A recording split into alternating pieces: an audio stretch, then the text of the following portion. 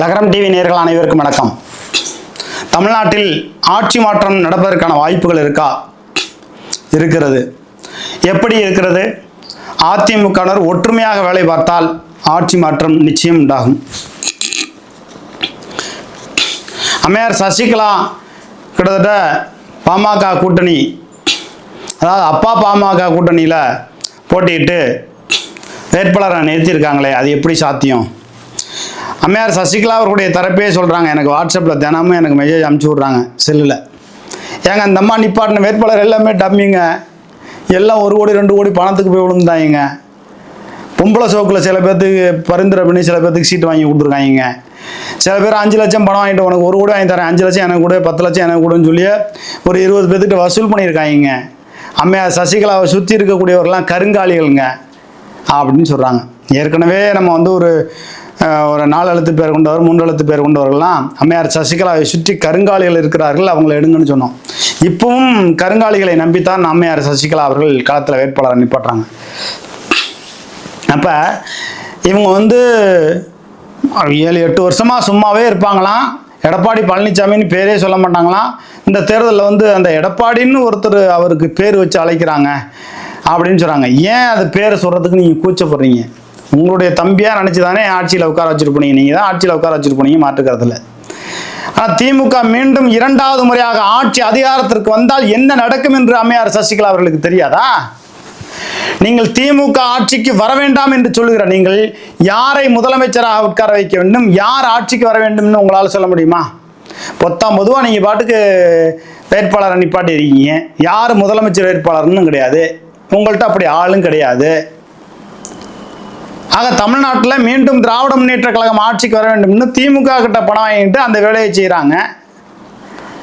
நீங்கள் இவ்வளோ பெரிய வேலைகளை செஞ்சு மீண்டும் திமுக ஆட்சிக்கு வர வைக்கிறதுக்கு ஓபிஎஸ்க்கும் உங்களுக்கும் அப்புறம் என்ன வித்தியாசம் இருக்குது அப்படிங்கிற ஒரு கேள்வி இருக்குது. எடப்பாடி பழனிசாமி அரசியல் ரீதியாக சந்தித்து நீங்கள் கட்சியை கைப்பற்றணும், அதுதான் திறமை. உங்களை நம்பி ஒரு மாவட்ட செயலர் கூட ஏன் வரவில்லை? அமமுக மாவட்ட செயலர் ஒருத்தரை நான் ஒப்படைக்கிறேன்னு ஒருத்தட்ட சொன்னேன். ஒரு 10 கோடி பணம் கொடுப்பீங்களான்னு கேட்டேன். ஏன்னா அவரும் கடனில் இருக்காருன்னு. பணம்லாம் இல்லைங்க, பணம் எடுக்க முடியாத அளவுக்கு அப்படி லாக் பண்ணிட்டாங்க. இந்த கம்பி கட்டுற கதையெல்லாம் ஏன் இன்னும் சொல்கிறீங்க? உங்களுடைய பினாமிகள் திருச்சியிலே 1500 கோடி ரூபா மதிப்புள்ள சொத்துக்களோடு உட்காந்துருக்காங்க. தமிழ்நாட்டில் உங்களுக்கு உடையார் சமுதாயத்தை சேர்ந்த ஒருவர் தான் உங்களுக்கு விசுவாசமாக இருக்கார். ஆக இந்த பினாமிகளையெல்லாம் அவங்கள்ட்ட இருந்தெல்லாம் கொஞ்சம் ஏதாவது பிடுங்கணும்னு பார்த்து தான் நீங்கள் கட்சி ஆரம்பிக்கிறீங்க. அதுவும் கட்சியில் உங்கள் கட்சியை நீங்கள் இது பண்ணலை, ஒரு லீஸுக்கு மாதிரி எடுத்துருக்கீங்க சக்கரவர்த்திங்கிறவர்கிட்ட அப்போ அம்மையார் சசிகலா அவர்கள், எம்என் நடராஜன் அவர்கள் அம்மையார் ஜெயலலிதாவை அரசியல் அதிகாரத்தில் முதலமைச்சர் பதவியில் உட்கார வைத்து அழகு பார்த்த பெருமைக்குரியவர்கள், மாற்று கருத்தே இல்லை. எந்த இடத்துலையும் அம்மையார் சசிகலா அவர்களை தனிப்பட்ட முறையில் அரசியல் ரீதியாக அவரை நான் விமர்சிக்கவே மாட்டேன்.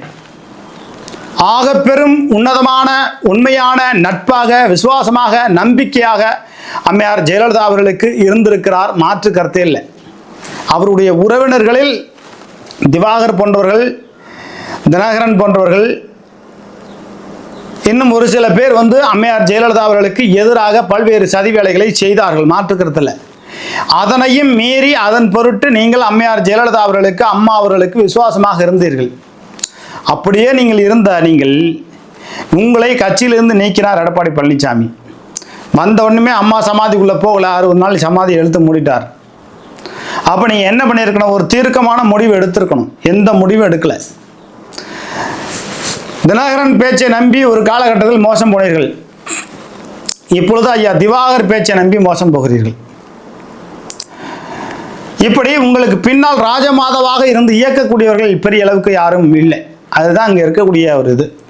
அம்மையார் ஜெயலலிதா அவர்களுக்கு ராஜமாதாவாக இருந்து அவரை முதலமைச்சராக பதவியில் அமர வைத்தது அம்மையார் சசிகலாவும் எம்என் நடராஜன் அவர்கள். ராஜமாதாவா பின்னாடி யாரும் இருக்கணும், இல்லாமலாம் ஒன்றும். இப்போ பாஜகவுக்கு பின்னாடி இருக்கிறது ஆர்எஸ்எஸ் சித்தாந்தம், திமுகவுக்கு பின்னாடி இருக்கிறது திராவிட சித்தாந்தம்.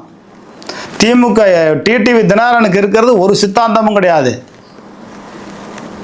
அதுபோல் விஜய்க்கு பின்னாடி இருக்கிறது ஒரு சித்தாந்தமும் கிடையாது. அம்மையார் சசிகலா அவர்களுக்கு பின்னாடி ஒரு சித்தாந்தமும் கிடையாது. தினகரன்ட்ட உங்கள் கட்சி கொள்கை என்னான்னு கேளுங்க, ஒன்றுமே ஞம்மாரு, ஒன்றுமே சித்தாந்தமே கிடையாது.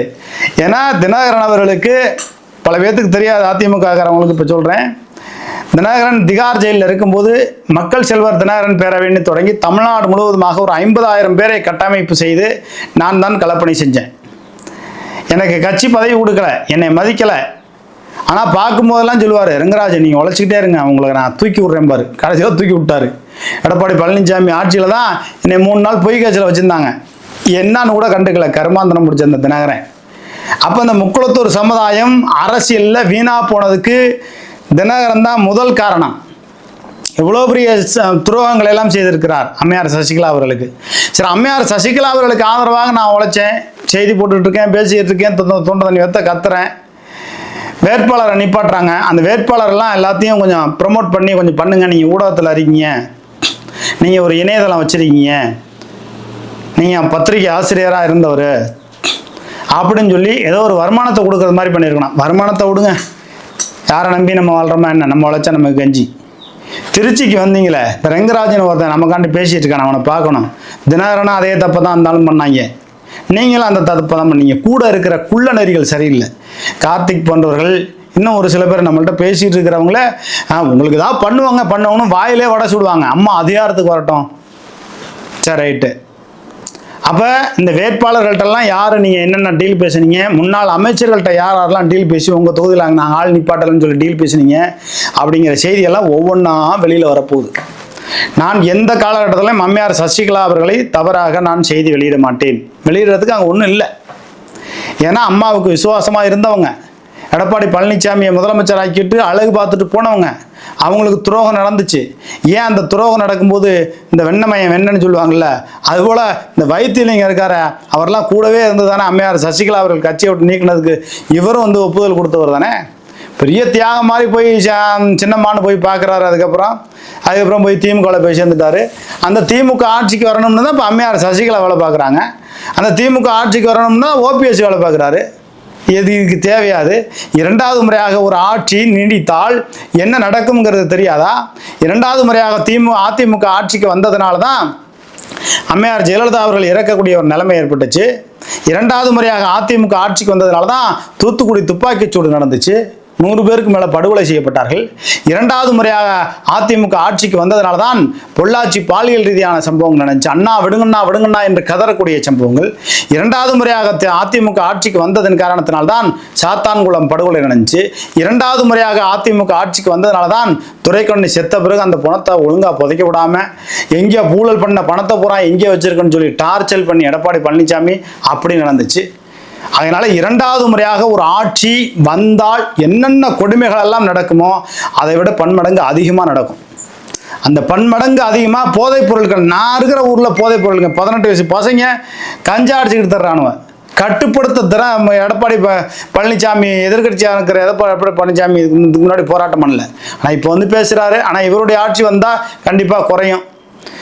திருச்சியிலேயே அதிகமாக போதைப் பொருட்கள் இருக்கக்கூடிய தொகுதியாக மண்ணச்சநல்லூர் தொகுதி, திருவெரும்பூர் தொகுதி. மண்ணச்சநல்லூர் தொகுதியில் யார் மருத்துவக் கல்லூரி வச்சிருக்காரு கதிரவன், அவர் தொகுதியில் கொடுமை. திருவெரும்பூர் தொகுதியில் யார் கல்வித்துறை அமைச்சர், அவர் தொகுதியில் கஞ்சா போதைப் பொருட்கள். இது நாடெங்கும் பரவிக்கொண்டே இருக்கிறது. இந்த ஆட்சி நீடிக்க வேணுமா? எந்த ஆட்சியாக இருக்கட்டும் 2வது முறையாக எப்போதுமே கொண்டு வராதீங்க. ஒரு பஞ்சாயத்து தலைவர் ஒரு முறை ஜெயிக்கிறாரா, அடுத்த முறை நீங்கள் ஓய்விடுங்க. மக்களால் எல்லாம் சேர்ந்து நீங்கள் தாங்க நல்லவர்னு தேர்வு பண்ணால் அது வேற. இங்கே அப்படி செய்யவே முடியாது. 2வது முறையாக திராவிட முன்னேற்ற கழகம் ஆட்சிக்கு வந்தால் மிக பெரும் கொடுமைகள் நடக்கும். எழுதி வச்சுங்க. இன்னைக்கு ரங்கராஜ் பலண்டார் சொல்கிறேன், நாளைக்கு இந்த அதிமுக ஆட்சிக்கு வந்தால் என்னை என்ன வேணாலும் பிரச்சனை பண்ணுவாங்க, சந்திக்க நான் தயார். தனிப்பட்ட முறையிலே நான் சந்திக்க முடியும். ஏன்னா ஆனால் அப்படி திராவிட முன்னேற்ற கழகம் ஆட்சி அதிகாரத்துக்கு வந்தால் நேரு பல வகையில் பழி வாங்குவார். தான் அதிகாரத்தில் இருக்கும்போதே லால்குடி சவுந்தரபாண்டியன் எம்எல்ஏவுக்கு சீட்டு இல்லாமல் பண்ணிட்டாரு. திருவரங்கம் சட்டமன்ற உறுப்பினராக நான் பழனியாண்டி எம்எல்ஏ அவர்களுக்கு சீட்டு இல்லாமல் பண்ணிட்டாரு. துறையூரில் ஸ்டாலின்குமாருக்கு தேவேந்திர சமுதாயத்தை சார்ந்தவருக்கு சீட்டு இல்லாமல் பண்ணிட்டாரு. காடுவெட்டி தியாகராஜன் முத்திரைய சமுதாயம், திருவரங்கம் சட்டமன்ற உறுப்பினர் முத்திரைய சமுதாயம், லால்குடி சவுந்தரபாண்டியன் உடையார் சமுதாயம். அப்போ தேவேந்திரர், முத்திரையர், உடையார் இந்த 3 சமுதாய ஓட்டுக்கள் 70% திமுகவுக்கு கிடையாது. ஓய்வு பெற்ற அதிகாரிகள் 60% பேர், 65% பேர் திமுக ஓட்டு போட மாட்டாங்க. அரசாங்க அதிகாரிகள் 70% பேர் திமுக ஓட்டு போட மாட்டாங்க. மிகப்பெரிய ஒரு புரட்சி பிரளயம் ஏற்பட்டு கொண்டு இருக்கிறது, நடைபெற்று கொண்டு இருக்கிறது, யாருக்கும் கண்ணுக்கு தெரியல. ஒரு சில அரசாங்க அதிகாரிகள் ஓய்வு பெற்றவர்களே என்ன சொல்கிறாங்க, அண்ணே ஆட்சி மாறப்போகுதுன்னே, செய்தியை மாற்றி போடுங்க. ஆரிய பாப்பார கூட்டம், ஆர்எஸ்எஸ் கூட்டம் தமிழ்நாட்டை அப்படியே துண்டாட பார்க்கிறது. மீண்டும் திராவிட முன்னேற்ற கழகமே ஆட்சிக்கு வந்துவிட்டு போகட்டும், வேறு வழி இல்லை என்றெல்லாம் நாம் சொல்லியிருந்தோம். ஆனால் அந்த நிலைமை வேறு. இங்கு ஸ்டாலின் வேண்டுமா, எடப்பாடி அதிமுக ஆட்சி வேணுமா? நீங்கள் எடப்பாடிங்கிறதே விட்டுருங்க, அவர் அம்மையார் சசிகலாவுக்கு துரோகம் முன்னாது அது அவங்க பிரச்சனை. அதிமுக வேணுமா திமுக வேணுமா அப்படிங்கிற ஒரு கொள்கை சித்தாந்தத்துக்குள்ள எதிர்ந்த தொலைநோக்கு சிந்தனையோட நம்ம சொல்கிறோம். ஆட்சி மாற்றத்தை கொண்டு வாருங்கள் என் தமிழ் சொந்தங்களே. தமிழ்நாட்டில் திருச்சி மாவட்டத்தில் திருவெரும்பூர் தொகுதி, லால்குடி தொகுதி, மண்ணச்சநல்லூர் தொகுதி, துறையூர் தொகுதி, முசிறி தொகுதி, இந்த 5 தொகுதிகளில் அனைத்து இந்திய அண்ணா திராவிட முன்னேற்ற கழகம் வெற்றி பெறுவதற்கான சாத்தியக்கூறு இருக்குது. இன்னும் சொல்ல போனால் மணப்பாறையும் வாய்ப்பு இருக்குங்கிறாங்க. ஆனால் மணப்பாறை கொஞ்சம் தாவேகா ஓட்டு அதிகமாக பிரிக்கிறதுனால திமுக வெற்றி பெறுவதற்கான சாத்தியக்கூறு இருக்குங்க. மொத்தத்தில் லால்குடி, மண்ணச்சநல்லூர், துறையூர் அப்படியே வரிசையாக அந்த பக்கம் வந்துடுது. அதுக்கப்புறம் பார்த்தீங்கன்னா முசிறி, திருவெரும்பூர், இந்த 5 சட்டமன்ற தொகுதிகளிலும் நிச்சயமாக அதிமுக வெற்றி பெறுவதற்கான சாத்தியக்கூறு வந்துவிட்டால் ஆட்சி மாறிவிடும். தொங்கு நிலையிலாவது ஆட்சி மாறணும். மெஜாரிட்டியாக எந்த ஆட்சியும் வந்துடக்கூடாது. அது எந்த ஆட்சியும் ரொம்ப அப்படியே 150, 140, 200க்கு 200 அடிப்போம், இந்த கம்பி கட்டுற கதையெல்லாம் இங்கே நடக்காது. 120க்குள்ளே கொண்டாந்து நிப்பாட்டிருங்க. இப்போ அதிமுக இருக்கா, அதிமுக கூட்டணி எல்லாம் சேர்ந்தே 120 தான் வரணும். அதிமுக மட்டும் 120 வந்துச்சுன்னா இவங்க நம்ம பழைய வேலையை பழைய குருடி கதவை துரடிங்கிற மாதிரி செய்வாங்க. திமுக ஒருவேளை ஆட்சிக்கு வந்தால் அது 110க்குள்ளே வரணும். கூட்டணி ஆட்சியோட சேர்ந்து ஒரு ஆட்சி அமைக்கணும். அப்படியான ஒரு சூழல் வேணும். ஆனால் எது எப்படி பார்த்தாலும் 2வது முறையாக ஒரு ஆட்சி அதிகாரத்திற்கு வந்தால் வேளாண்மை துறையில் கோடிக்கணக்கில் ஊழல் முறைகேடு நடக்கிறது. சங்கரலட்சுமி என்ற ஒரு பெண்மணி, சங்கரலட்சுமி பெண்மணிங்கிறதுனால சொல்லலை, சங்கரலட்சுமிங்கிறவங்க வேளாண்மை துறையில் இணை இயக்குனராக இருந்துட்டு கோடிக்கணக்கில் ஊழல் முறைகேடு செய்கிறார். சங்கரலிங்கம் என்பவர் கூடுதல் இயக்குனராக வேளாண்மை துறையில் கோடிக்கணக்கில் ஊழல் முறைகேடு செய்கிறார். சீனிவாசன் வேளாண்மை துறை இணை இயக்குனர் சேலத்தில் கோடிக்கணக்கில் ஊழல் முறைகேடு செய்கிறார். இப்போ கிட்டத்தட்ட 17 ஆண்டுகளாக ஒரே வட்டாரத்தில் அரியலூர் மாவட்டத்தில் வேளாண்மை உதவி இயக்குனராக இருந்து சாந்தி என்பவர் ஒரே மாவட்டத்தில் வேலை செய்கிறார். சேலம் மாவட்டத்தில் 29 வருஷமாக பழனிசாமி என்பவர், அதிமுக பழனிசாமி இது கிடையாது, இது வேற பழனிசாமி என்பவர் டவுன் பிளான் திட்டத்தில் மாநகராட்சியில் 29 வருஷமாக வேலை பார்க்கிறார். அரசியல் அதிகாரத்தை பயன்படுத்தி அரசாங்க அதிகாரிகள் சிலர் தவறாக நடந்து கொள்கிறார்கள். தமிழ்நாடு முழுவதுமாக போதை பழக்கம் அதிகமாகிக் கொண்டு இருக்கிறது. அதனால தமிழ்நாட்டு மக்களுக்கு, நான் தமிழ்நாடு முழுவதுமாக இருக்கக்கூடிய என் சொந்த பந்தங்களுக்கு முதல்ல சொல்கிறேன், நட்பு வட்டாரத்தில் இருக்கிறவங்களுக்கு சொல்கிறேன், ஆட்சி மாற்றத்தை ஏற்படுத்துங்க. அம்மையார் சசிகலா எடப்பாடி பழனிசாமி இப்போ குறை சொல்லிக்கிட்டு இது மாதிரிலாம் இந்த வேலையெல்லாம் பண்ணுறதெல்லாம் இதெல்லாம் சுத்தமாக பிடிக்கிறாங்க. நீங்கள் யார் ஆட்சியை கொண்டு வர்றதுக்கு முயற்சி பண்ணுறீங்க?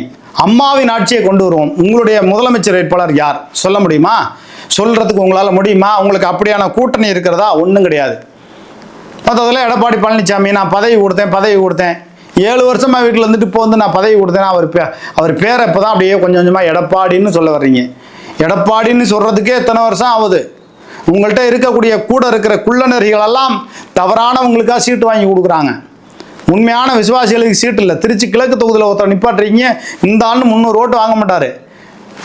திருவரங்கம் தொகுதியில் ஒருத்தர் நிப்பாட்டிருக்கீங்க விஜய்னா அவர் பேரே இன்னைக்கு தான் தெரியுது உலகத்தில். கரூரில் துறை தேவர்னு இருக்கார், உண்மையான விசுவாசி. அவர்லாம் சின்னம்மா அம்மையார் சசிகலா பக்கத்தில் இருக்கணும். கரூர் அந்த கொங்கு மண்டலத்துக்கு பகுதியெல்லாம் அவர் போனால் மரியாதை நிமித்தமாக கூட கூப்பிட்றதில்ல. திருச்சிக்கு வர்றீங்க, அம்மையார் சசிகலா அவர்கள் உங்களுக்காண்டி உழைச்சா உங்களுக்காண்டி பேசினேன், மரியாதை நிமித்தமாக கூப்பிட்றதில்ல. அலையா விருந்தாலே உங்கள்கிட்ட நாய்மார் நிற்கணுமா? நான் இப்போவும் சொல்கிறேன், அம்மையார் சசிகலா அவர்களை ஒருபோதும் தவற சொல்ல மாட்டேன். ராஜமாதாவாக இருந்து அம்மையார் ஜெயலலிதா அவர்களை அரசியல் அதிகாரத்தில் உட்கார வச்சவங்க. ஆனால் அவங்கள தவறான பாதைக்கு அழைத்து செல்கிற ஒரு கும்பல், உனக்கு சீட்டு வாங்கி தரேன் 10 லட்சம் கொடு, உனக்கு சீட்டு வாங்கி தரேன் என் கூட படுத்துக்க, இப்படிலாம் சொல்லி கூட பண்ணியிருக்காங்க. சில பேர் கேவலமான வேலைகளை செஞ்சு தப்பாக நடக்குது. அது எலெக்ஷனுக்கு அப்புறம் பல செய்திகளை நம்ம அச்சமின்றி சமரசமின்றி வெளியிடுவோம். திருச்சியில் இருக்கக்கூடிய 2 பினாமிகள், அம்மையார் சசிகலாவோட பினாமிகள் எப்படி அம்மையார் சசிகலாவை ஏமாற்றினார்கள் அப்படிங்கிற செய்தியை வெளியிடுவோம். தமிழ்நாட்டில் ஆட்சி மாற்றம் நடந்தே ஆக வேண்டும் என்கிற செய்தியை உச்சபட்சமாக போய் சொல்கிறோம். அப்படியே ஆட்சி மாற்றம் நடக்காவிட்டாலும் எந்த ஆட்சி வந்தாலும் தொங்கு நிலையில் மைனாரிட்டி ஆட்சியாக வரணும். அப்படி வந்தால்தான் அச்சமுடன் ஆட்சி நடத்துவார்கள். ரொம்ப மெஜாரிட்டியாக கொடுத்துட்டிங்கன்னா அவங்களுடைய ஆட்டம் தாங்க முடியாது. அதிமுக இருக்கட்டும், திமுக இருக்கட்டும். அதிமுக மெஜாரிட்டியாக வந்தால் கூட பிரச்சனை இல்லை. ஏற்கனவே எதிர்கட்சியாக இருந்தாங்க, ஆளுங்கட்சியாக வர்றாங்க. ஆனால் திமுகவை நீங்கள் ஒரு பலமாக 150, 130, 140 இந்த மாதிரிலாம் ஜெயிக்க வச்சிட்டிங்கன்னா தமிழ்நாடு ஃபுல்லுக்க, தமிழ்நாடு முழுவதுமாக கல்வித்துறை அமைச்சராக இருந்த மகேஷ் தொகுதியில் போதை பழக்கம் அதிகமானது. மருத்துவக் கல்லூரி வச்சிருக்கிற கதிரவன் சட்டமன்ற தொகுதிக்குள்ள போதை பழக்கம் அதிகமாகுது. இந்த கொடுமைகள் எல்லாம் மாறணும்னா ஆட்சி மாற்றம் நடக்கும். மக்கள் அந்த ஒற்றை விரலில் என்ன புரட்சி செய்ய போகிறீர்கள் என்பதை பொறுத்துத்தான் இந்த நாடும் இந்த நாட்டு மக்களும் பசுமை புரட்சியை உண்டாக்க முடியும். எங்கு பார்த்தாலும் பசுமை புரட்சி இருக்கணும். வாடிய பயிரை கண்டபோதெல்லாம் வாடினேன் என்று சொன்னார் வள்ளலார். ஆனால் இன்னைக்கு இளைஞர்களுடைய வயிறு வாடுது, நெஞ்சு துடிக்குது, இதயம் துடிக்குது, மண்டை மூளைலாம் குழம்புது, போதைப் பொருட்கள் அதிகமாகுது. எங்கே போதைன்னு ஆஞ்சை போட்டு பிரிக்கிட்டு இருக்கான். ஆனால் பெட்டி கடையெல்லாம் விற்கிறாங்க. கொடுமையிலும் கொடுமை நடந்து கொண்டு இருக்கிறது. ஆட்சி மாற்றம் கட்டாயம் தேவை. இந்த ஆட்சி நீடித்தால் நேருவின் ஆட்டம் தாங்க முடியாது. ஏற்கனவே 4 பேர்த்த லால்குடி சவுந்தரபாண்டியன் எம்எல்ஏ பழி வாங்கியிருக்காரு. திருவரங்கம் சட்டமன்ற உறுப்பினர் அண்ணன் பழனியாண்டி எம்எல்ஏ பழி வாங்கியிருக்காரு. துறையூர் ஸ்டாலின் குமாரை பழி வாங்கியிருக்கிறார் எம்எல்ஏவை. காடுவெட்டி தியாகராஜனை பழி வாங்கியிருக்கிறார். அதுக்கு முன்னாடி அன்பில் தர்மலிங்கம், பொய்யாமொழி, KN சேகரன், அன்பில் பெரியசாமி, தெய்வத்திரு ஐயா செல்வராஜு, இப்படி அனைவரையும் பழி வாங்கினார். இன்னும் நிறைய பேர்த்த பழி வாங்குவார். அவருடைய உதவியாளர்கள் ஆட்டம் தாங்க முடியாது. நேரோட அமைச்சரோட உதவியாளர் மணிகண்டன் பல கிட்டத்தட்ட ஒரு 300 கோடிக்கு அதிபதிங்கிறாங்க. கல்வித்துறை அமைச்சரோட உதவியாளர் அருண் கிட்டத்தட்ட அவர் ஒரு 300 கோடிக்கு அதிபதிங்கிறாங்க. அம்மையார் ஜெயலலிதாவுடைய சொத்து குவிப்பு அளவுக்கு 100 கோடி. அப்போ இவங்களெல்லாம் எங்கே தூக்கி ஜெயிலில் போடுறது, எப்படி கேட்ச் போடுறது, எவ்வளோ சொத்து வச்சுருக்காங்கன்னு. அப்போ இந்த அநியாயங்கள், இந்த போதைப் பொருட்கள் கலாச்சாரம், வேளாண்மை துறையில் நடக்கக்கூடிய ஊழல் முறைகேடு, இதில் நிறைய விஷயங்கள் இருக்குது. பெண்கள் பாதுகாப்பு, போதை பழக்கம், இதெல்லாம் இல்லாமல் இருக்கணும். KN நேருவோட அரசியல் ஆட்டத்தை அடக்கணும். அப்படின்னா நீங்கள் இந்த முறை ஆட்சி மாற்றத்தை கொண்டு வந்தே ஆக வேண்டும். எப்படியாவது கொண்டு வாருங்கள். தமிழ்நாடு முழுவதுமாக இருக்கக்கூடிய வாக்காளர்களுக்கு நான் இருகரம் கூப்பி கேட்டுக்கிறேன். நான் ஒரு பத்திரிகையாளராகவும் ஒரு மலைக்கோட்டை விவசாய சங்கத்தினுடைய தலைவர் அப்படிங்கிற முறையும் ஒரு வாக்காளர்ங்கிற முறையிலும் எல்லோரிடத்தும் நான் மண்டிட்டு உங்களிட வணங்கி கேட்குறேன். ஆட்சி மாற்றத்தை கொண்டு வாருங்கள். அந்த ஆட்சி நாளைக்கு எடப்பாடி வர்றாரு, அதில் கூவத்தூர் போன்ற சம்பவம் நடக்குது, அதெல்லாம் வேற விஷயம். நான் ஒன்றும் எடப்பாடி பழனிசாமி ரொம்ப புனிதமானவர்னு சொல்லலை, அம்மையார் சசிகலாவை ரொம்ப புனிதமானவர்னு சொல்லலை, OPS ரொம்ப புனிதமானவர்னு சொல்லலை. தினகரன் ஜெயிலில் கம்பெனி இருந்தார், அப்போ நான் பேரவை தொடங்கி அவருக்காண்டு உழைச்சனே, அவரை நான் பெரிய புனிதமானவர்னு சொல்லலை. ஆனால் ஆட்சி மாற்றம் நடந்தே ஆக வேண்டும். அதற்கான வாய்ப்புகளை ஒற்றை விரலில் ஒரு புரட்சியை செய்யுங்கள். நன்றி, வணக்கம்.